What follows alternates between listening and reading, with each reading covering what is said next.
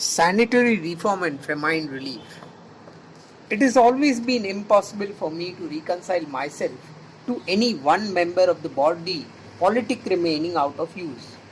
I have always been loath to hide or connive at the weak points of the community or to press for its rights without having purged it to its blemishes.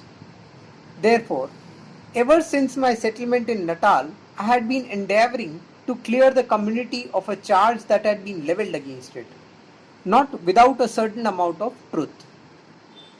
The charge had often been made that the Indian was slovenly in its habits and did not keep his house and surroundings clean. The principal men of the community had therefore already begun to put their houses in order, but house to house inspection was undertaken only when plague was reported to be imminent in Durban. This was done after consulting and gaining the approval of the city fathers who had desired our cooperation. Our cooperation made work easier for them and at the same time lessened our hardships. For whenever there is an outbreak of epidemics, the executive as a general rule gets impatient, takes excessive measures and behaves to such as may have incurred their displeasure with a heavy hand. The community saved itself from this operation by voluntarily taking sanitary measures. But I had some bitter experiences. I saw that I could not so easily count on the help of the community in getting to do its own duty as I could in claiming for its rights.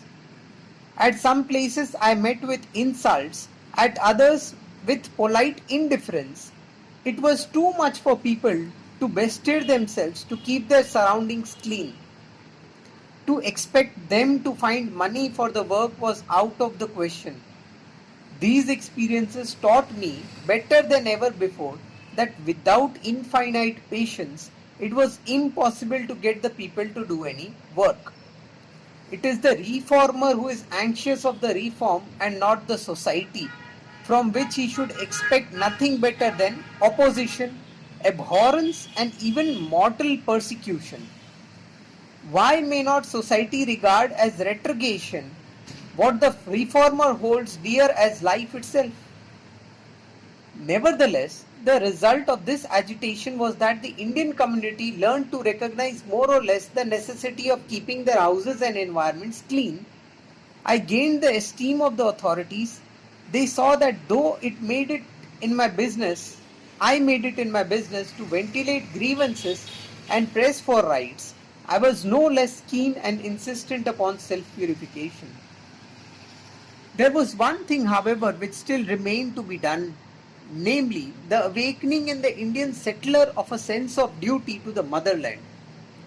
India was poor. The Indian settler went to South Africa in search of wealth, and he was bound to contribute part of his earnings for the benefit of his countrymen in the hour of their adversity. This the settler did during the terrible famines of 1897 and 1899.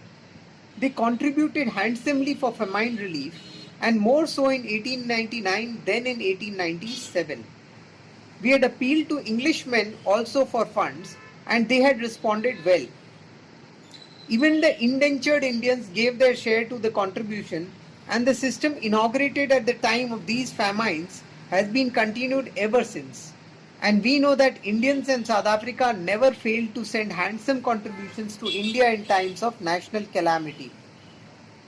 Thus, service of the Indians in South Africa ever revealed to me new implications of truth at every stage. Truth is like a vast tree, which yields more and more fruit the more you nurture it.